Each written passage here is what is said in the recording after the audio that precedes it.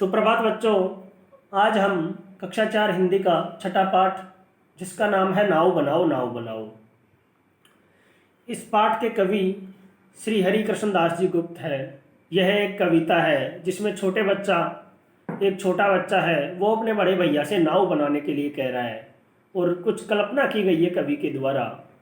देखिए, इस पाठ को हम पहले पढ़ चुके हैं।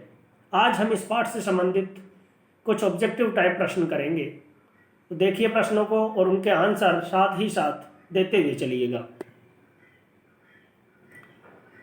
देखिए, पहला प्रश्न है आपके सामने, पंक्ति पूरी करो। अब आप सबने कविता ढंग से पढ़ी होगी।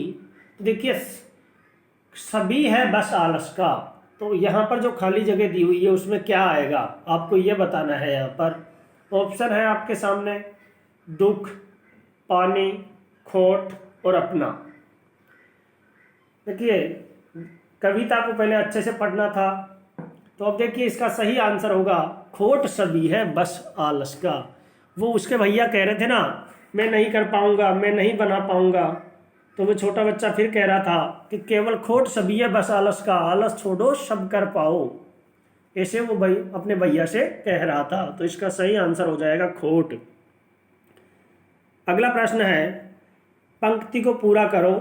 छप छप कर, फिर खाली जगह है से अड़ती। तो खाली जगह में क्या आएगा आपको ये देखना है। तो देखिए, बूंदों, कूड़े, लहरों या नाव।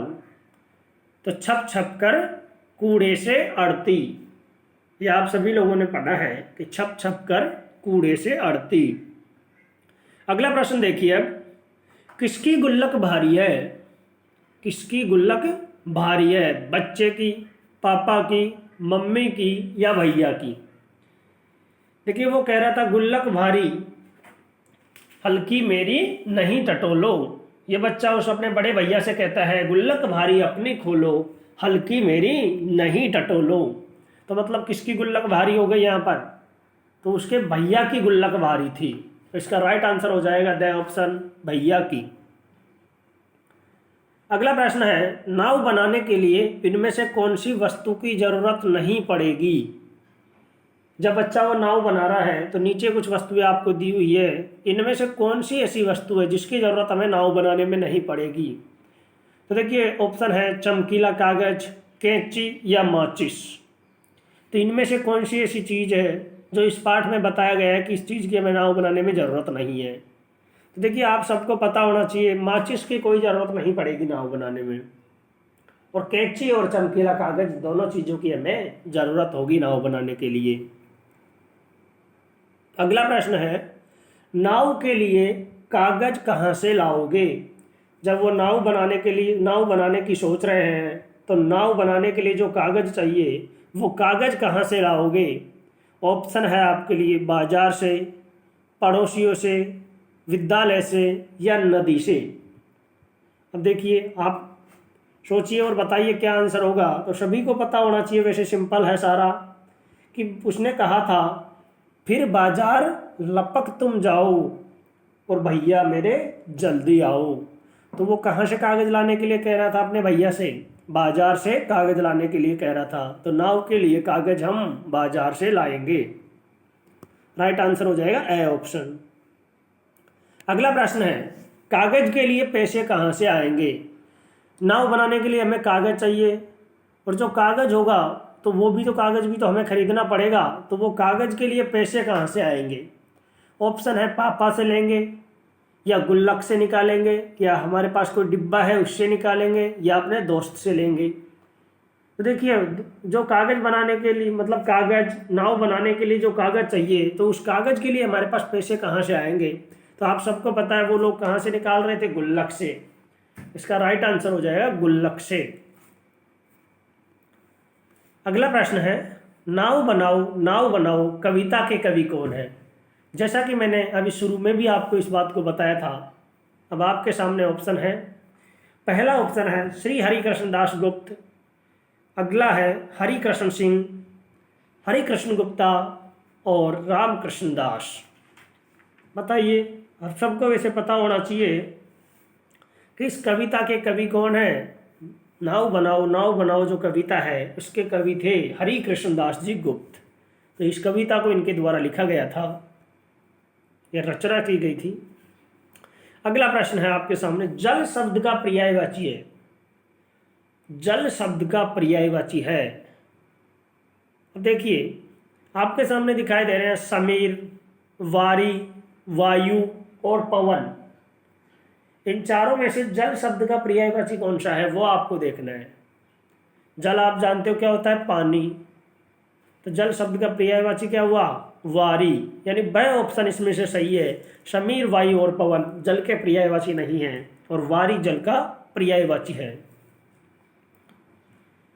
अगला ऑप्शन है, प्रश्न है, बादल घर में क्या लाकर धर देगा। बादल घर में क्या लाकर धर देगा। ऑप्शन है कागज, नदी, कैंची या नाव। अब देखिए क्या लाएगा बादल। तो वो कह रहे थे कि पानी सचमुच खूब पड़ेगा और लंबी चौड़ी गली भरेगा, लाकर घर में नदी धरेगा। तो घर में लाकर क्या धरेगा, इस लाइन में आपको आंसर मिल गया होगा। तो आंसर क्या होगा, नदी धरेगा।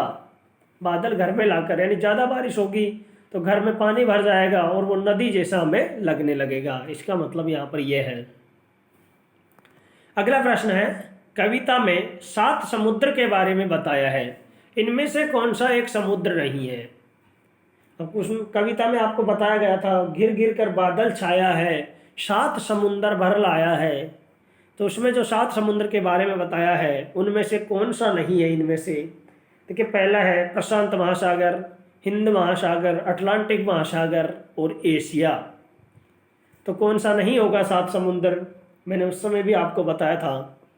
तो देखिए ये सभी समुद्र है और ये क्या हो गया, महाद्वीप। एशिया क्या है, एक महाद्वीप है। तो इसका राइट आंसर हो गया एशिया। अगला प्रश्न है, बच्चा क्या टटोलने को मना कर रहा है।